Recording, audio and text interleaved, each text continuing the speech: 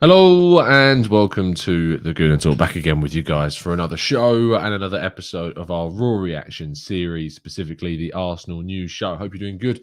Hope you're doing well today.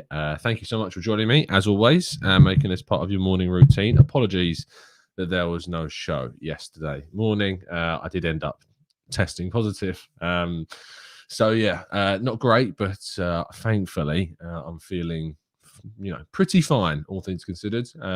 It seems that the other half is facing the full brunt of it, whereas I'm pretty well protected, it seems, which is great to know. And fingers crossed, get over the absolutely minimal. To be fair, it's just as I said, for the last week, I've had kind of this feeling of a bit of a sore throat, and that's been about it.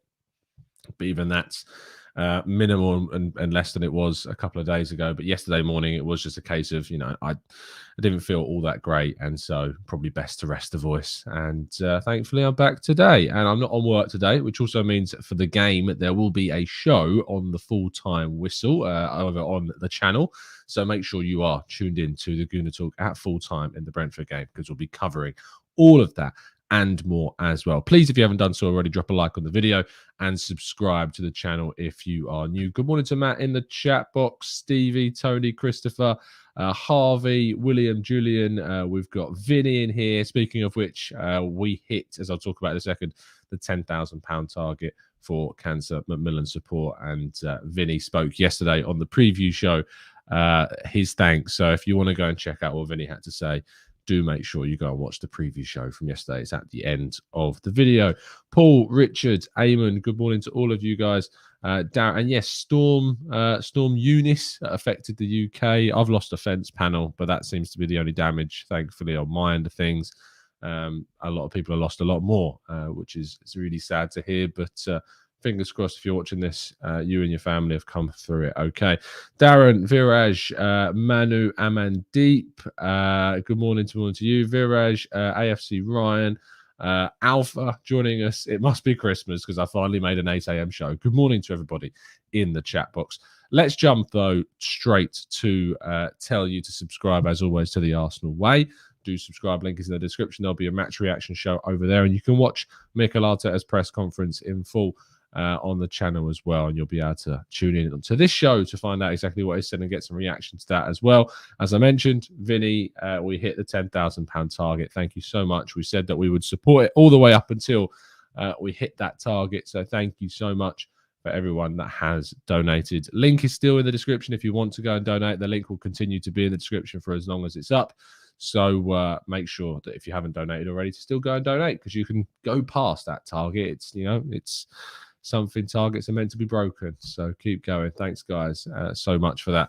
Yesterday's articles that went out did still work yesterday, and put a few pieces out. One was about Martin Odegaard's latest interview, talking about his time at Real Madrid and how much of a struggle it was, and how that can be an incentive for young, exciting players to look at Arsenal as a much more attractive destination than Real Madrid, because you're going to get chances under this manager. One about Kieran Tierney's links to Real Madrid that have started, and the fact that Arsenal seem to be preparing just in case he goes, with the links to Borna Sosa. And finally, a piece on Nusser Mazraoui and why the Arsenal project should be something he should consider over Borussia Dortmund and Barcelona. So a few pieces for you guys to check out. Link to my page on Football London is in the description, as always. We kick off, though, with the news that the Arsenal against Liverpool game has been rearranged. Now, barring me being an idiot and getting this wrong, I believe it has been rearranged to Wednesday, the 16th of March. And this places it between two fixtures. The Sunday, the 13th of March against Leicester at 4:30 p.m. That's a game that I'm hopefully going to go to. Liverpool on the 16th of March on the Wednesday at 8:15. Quite a late kickoff, that. And then we play Aston Villa on the Saturday at 12:30. It means that Arsenal play 3 matches in a very short space of time. Sunday, Monday, Tuesday, Wednesday, Thursday, Friday, Saturday. Two days worth of recovery, of which one of them is usually given off to the players, to be fair, and then 1 day's worth of training between those fixtures. Arsenal have been utterly swindled with the decision to move the game to this specific date. If they could have put it the week prior or the week after, if there's European football, finding another time. But the fact that they've put it when there's a late Sunday kickoff and early Saturday kickoff, it is a real difficult one for Arsenal, and it's ridiculous, to be honest. And another example of, the authorities absolutely screwing us over, as per. Nicolas Pepe conducted his press conference and talked about a number of topics. We're going to focus on some of the important ones. He talked about Tomiyasu's fitness for the game today. He said, we are all good. The doubt was Tomiyasu, which is still not perfect, but he has trained the last few days, so he is in contention, and we can use him, so that's really positive.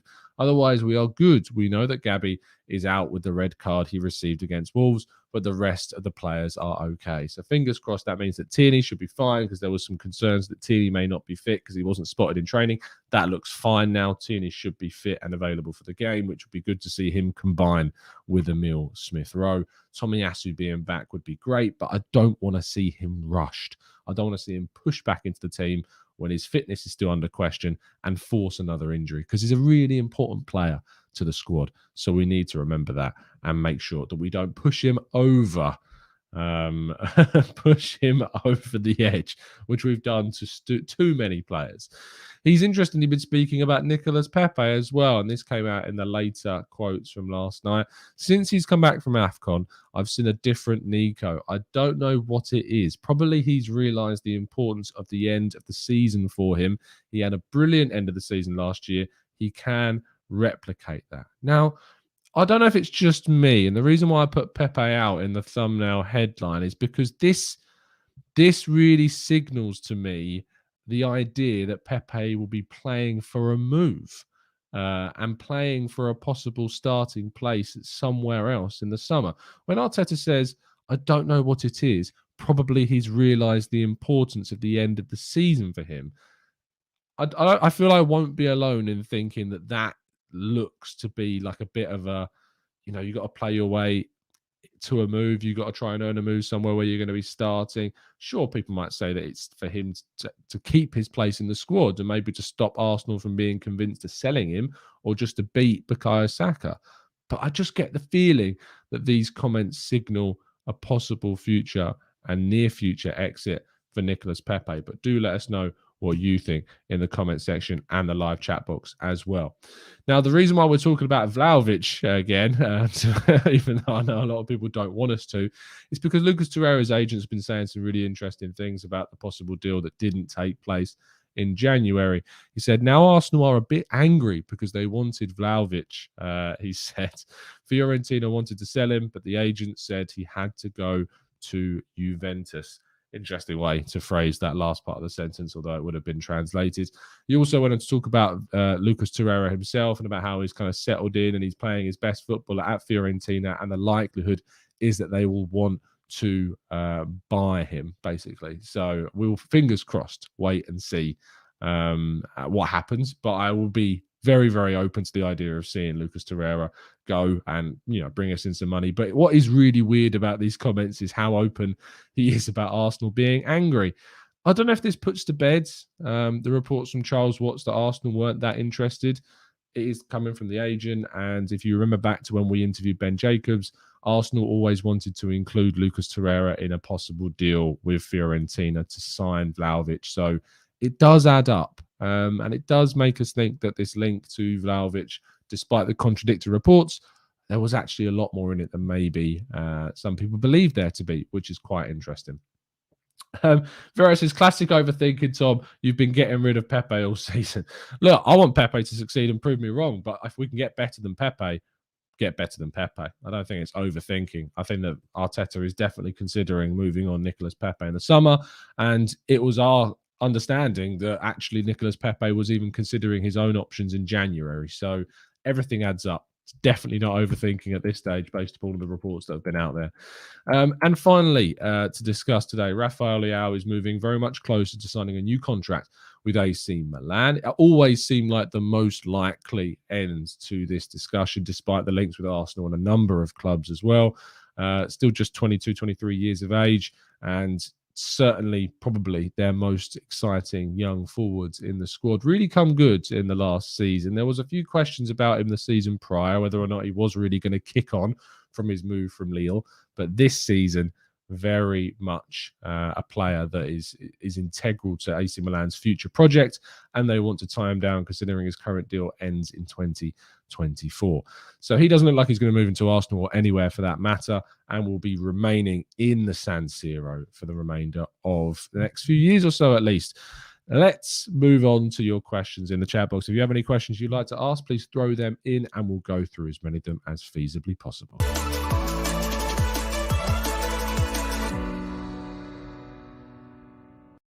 Okay, Vinny says Brook or Khan. I'm going to go with Khan. I'll tell you what, I watched I think it was their head-to-head video, the interview where they sit down and go head-to-head. And when Kelbrook was talking about how Khan has never showed him kind of any respect, and Khan just sits there smirking about it.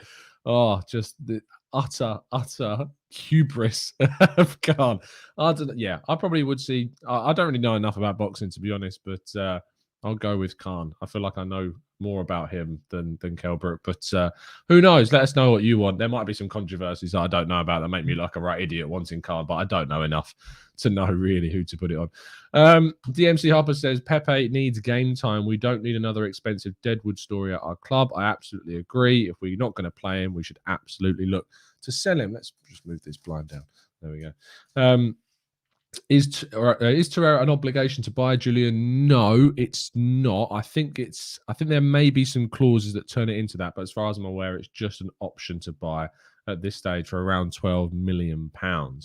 Viraj says, what do you think of Martin Zubimendi of Real Sociedad?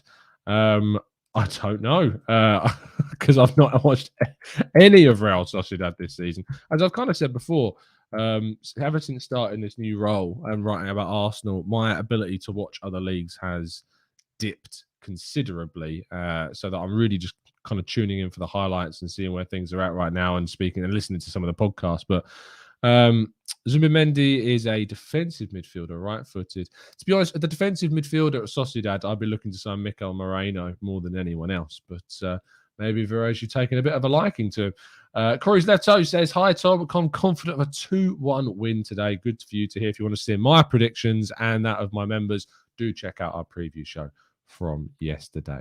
Ahmad Deep says, do we expect the pitch to be normal today, or is it going to be too wet to play football? As far as I'm aware, it will be fine. The weather has definitely died down today, so that hopefully shouldn't be too much of a problem. Matt says, who has been our player of the season so far? I mean, it's between Ramsdale, Tomiyasu. I mean, arguably Smith Rowe has to be mentioned. He's top scorer. Ødegaard, I think, has been brilliant. So, yeah, any of those four, I think, are definitely worth a mention for the current season so far. Gabriel as well, at centre-back, definitely worth a mention too. Joshua says, what do you think about Arsenal transfer links to Noussair Mazraoui? I think that he's a player that, for free, is a no-brainer to go for. If you can get him in on a free deal, he's a brilliant, brilliant player. He's got a significant amount of goal contributions already this season. In fact, just have an update on Transfermarkt to see how many goals and assists he's got for Ajax. 24 years of age, really good age. 5 goals and 2 assists, 1 more in the Champions League to make it 3 assists across all competitions. For a right back, that's really good. 5 goals and 3 assists, more than Lacazette's got this season. So, yeah, absolutely. If we can go and get him on a free, and I wrote about it yesterday, we should definitely do it. Ross says, do you believe Osimhen is more suited to what Arsenal need rather than, say, Lautaro Martinez? I think maybe, because the thing about Lautaro Martinez is he's quite diminutive and small, doesn't have necessarily that hold-up play, and he works better in a system with another striker. Osimhen, despite also being, not famed for his link-up play or physicality, he is more physical than Martinez, and he's more of a sole number 9 than Martinez. So arguably, he would be a better option for us to try and go for before the end of the summer window over the two. Who do you prefer, Isaac or Lautaro?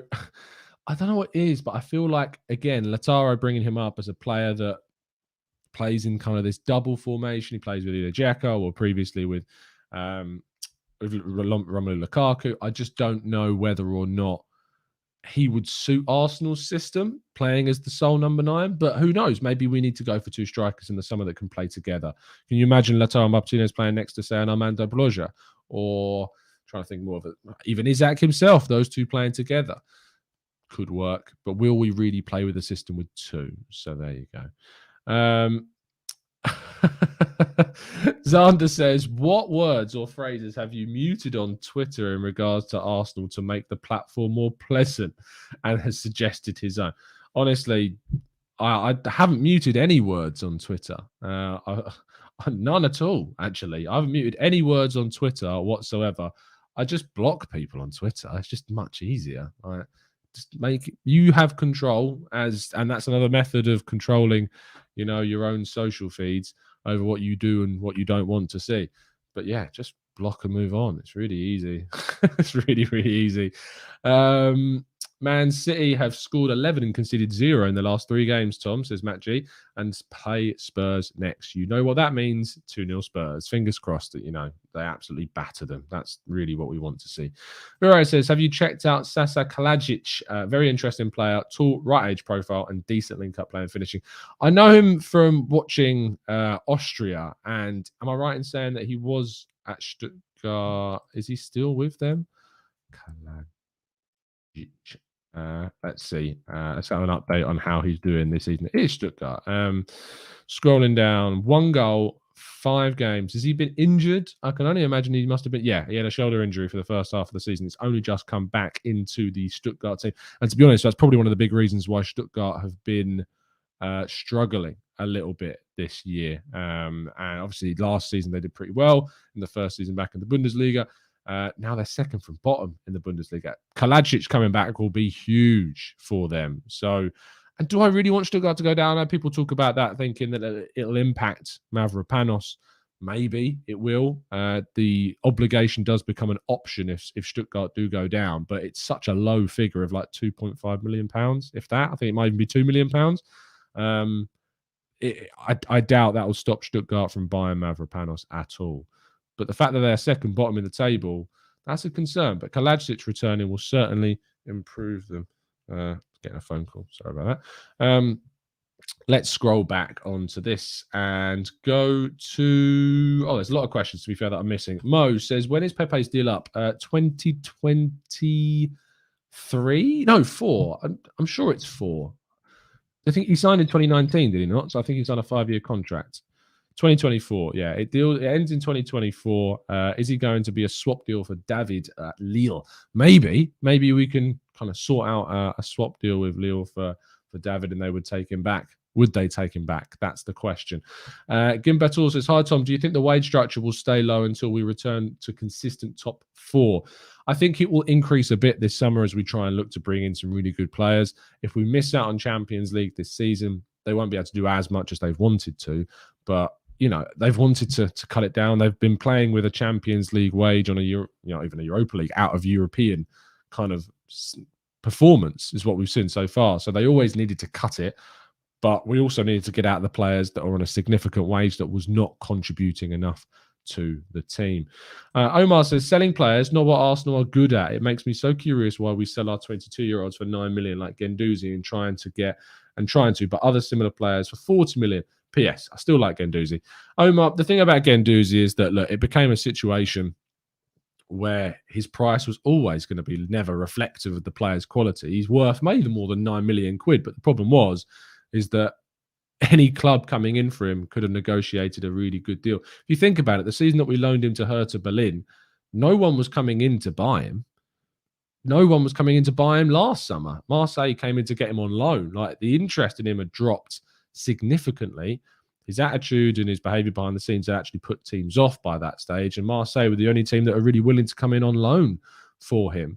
But unfortunately for Arsenal, it's just one of those deals we'll look back on and think, yeah, could we have handled it differently? Could we have given him more chances? Could we put an arm around him? Maybe, maybe not. We'll never really know what fully went on behind the scenes there, but we've lost a lot of money on that deal. And the Mavropanos deal as well. Really strange. And Edu's got a lot of work to do to try and change the perception of how Arsenal are as a selling club. Manny just says, not a question. I just want to say you're looking really well, mate. I hope you're resting up. Also, because of the storm, I got stranded at Den Bosch and the game got cancelled. Oh, well, that sucks. I remember when I went to watch Arsenal-Chelsea at the Emirates a few years back, and the wind was ridiculous. Jose Mourinho was still manager of Chelsea at this point, and it ended 0-0. I missed the first 10 minutes of the game because the train that usually takes 50 minutes took 2 hours, and then all the trains were cancelled coming back. And I actually had to get someone to get me a lift that cost me like 50 quid to get back. So I feel your pain, Manu. I know what it's like. I actually got to see a game of football, though, to be fair, whereas you didn't. So I think you probably still win on this one. But thanks, mate. I really appreciate that. JDB says, Tom, there is reports that Paul Pogba would like to stay in England. Would you take him if he reduced his wages? It would be dependent on how much he reduced his wages by, because I think they're just absolutely ridiculous. And I don't think he would. Why would he reduce his wages when Real Madrid will come in for him and give him what he wants, or Chelsea, or Man City? Someone will come in and give him what he wants as well. Would I take him? Yeah, Paul Pogba was a great player. It's just not really worked for him. He's just not been given criminally not been given what he's needed to be given at Man United, which is still absolutely mad. Let's scrolling down a little bit more. Good morning, Jashan on Twitch. You can also, subscribe to us on Twitch as well. Good morning to you, mate. I'm very good, thank you. Well, semi-good. Christopher says, Tom, not a question, but you haven't closed the blinds. Yeah, I still not closed them, have I? They're still on my face. Hold on. There we go. Sorry. If you're listening on audio platforms, you'll have no idea what I'm talking about, but the blind sends this piercing sun ray, which makes me look like an idiot. Let's go to Scuba Steve, who joined us yesterday for our member show.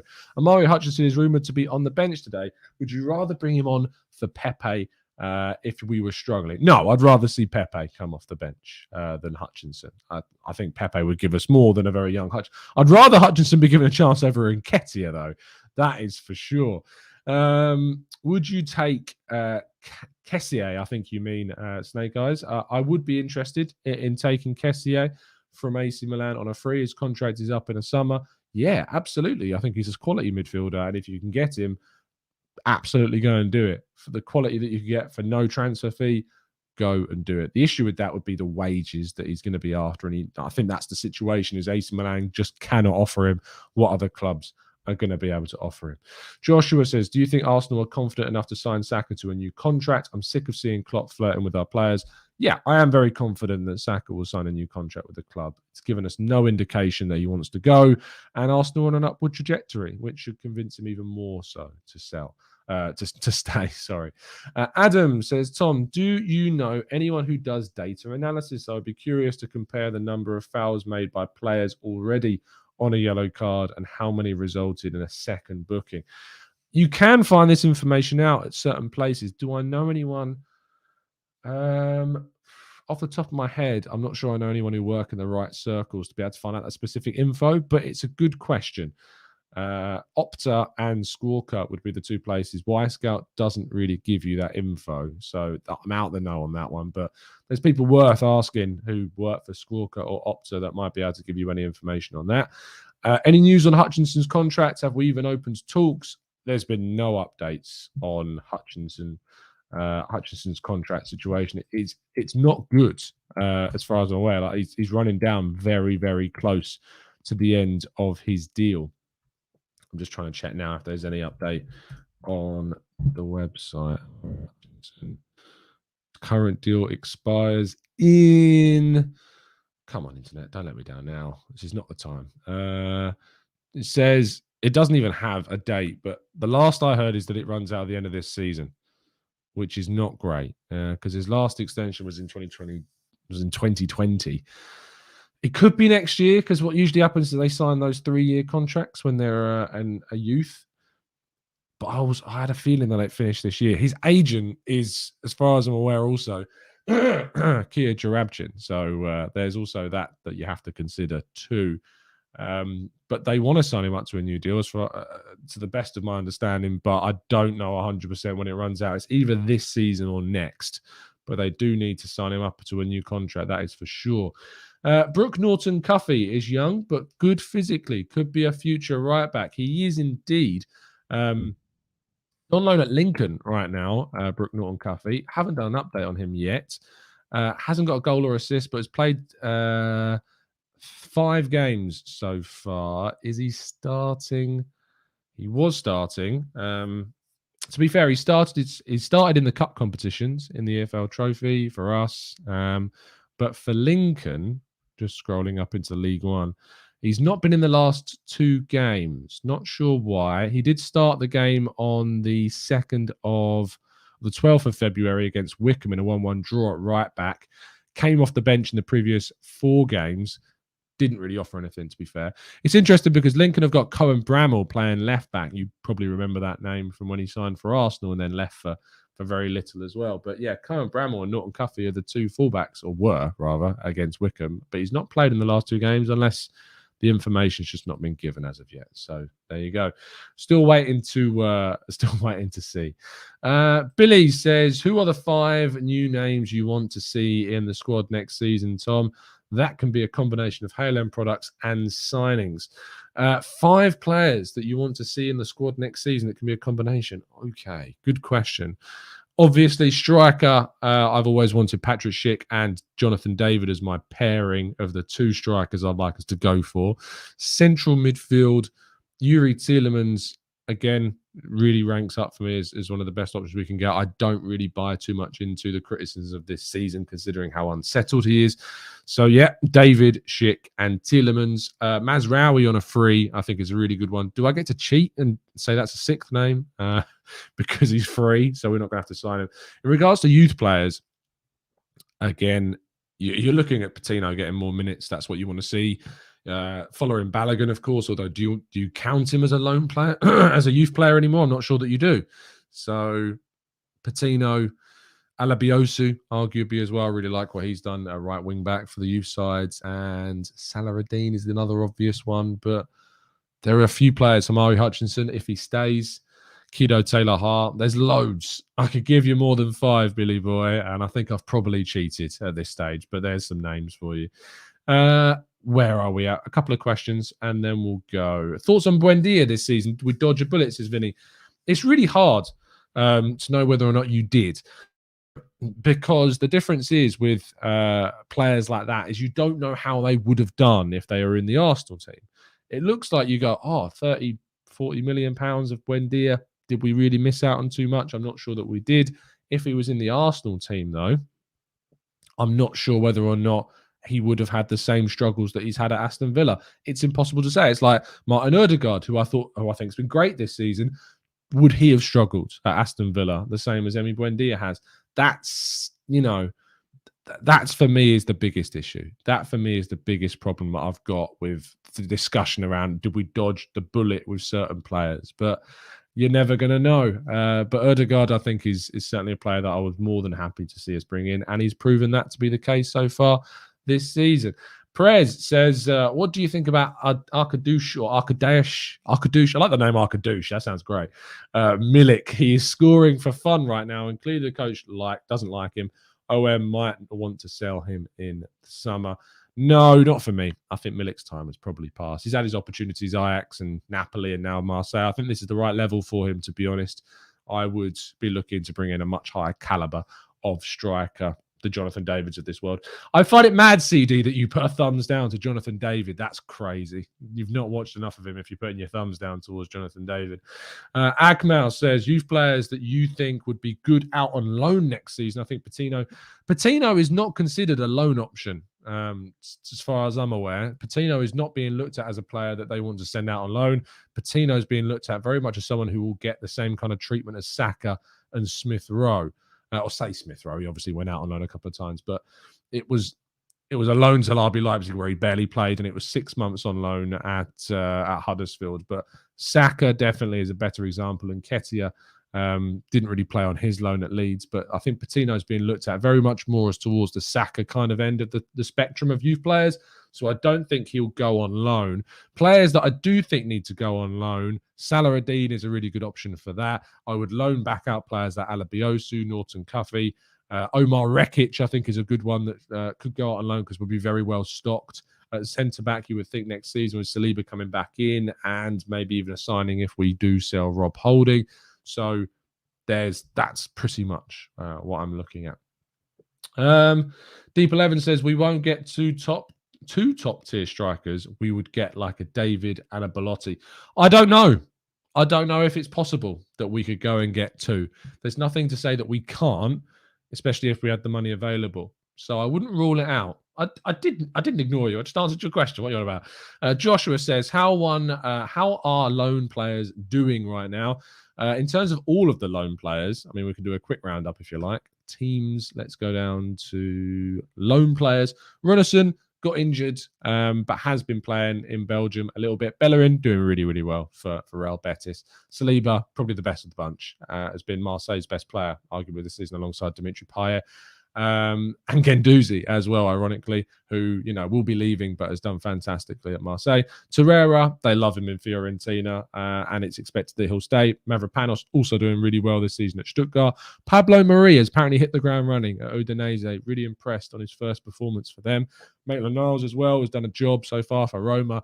I haven't heard glowing reports or anything from him, but did go in and started playing at both right and left wing back in Mourinho's team. Reece Nelson has recently broken into the Feyenoord side. He scored his first goal just before the turn of the new year, I think, in the UEFA Conference League. But he's trying to break into the team more regularly. And Following Balogun's doing brilliantly at Middlesbrough. In regards to the academy side, this is where my knowledge is going to get a little bit stretched. Carl Hein kept a clean sheet for Reading the other day, which is good to see. Trying to think who it was against. Not coming to my mind. Dan Roberts probably screaming the answer in the chat box right now. Not Cuffy, as we've already mentioned, is started his first game against Wickham the other day, but has not played recently. Jordan Osei-Tutu got injured whilst on loan with Nottingham Forest. Now he's gone on loan to Rotherham, but was still training with the Arsenal team to get back to full fitness before going there. Daniel Ballard is doing well for Mill. Started off the season really well. Haven't done an update on him recently, though, to be fair. Harry Clark obviously joined Ross County and is now at Hibs on a 18-month loan deal with 2 possible break clauses in the summer and the following January of 2023.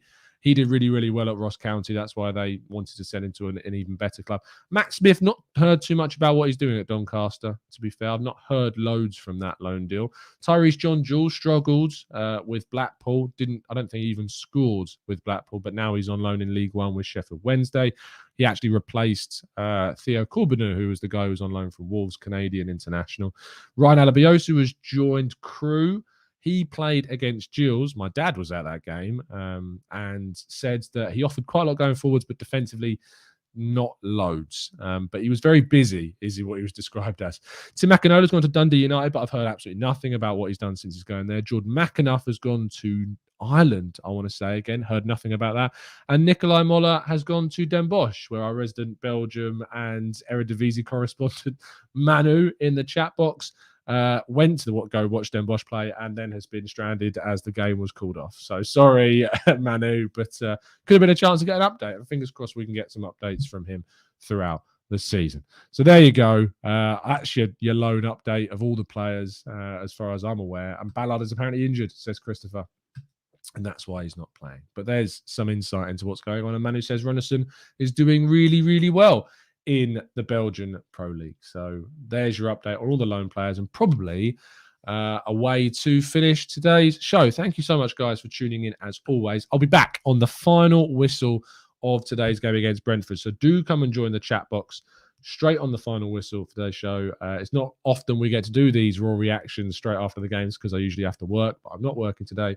So we are going to be doing the on the whistle raw reactions show. I look forward to bringing you that and more. It's been an absolute pleasure to speak with you. Do drop a like on the video if you haven't done so already. Do go continue to donate to Vinny's charity and support Cancer at Milan.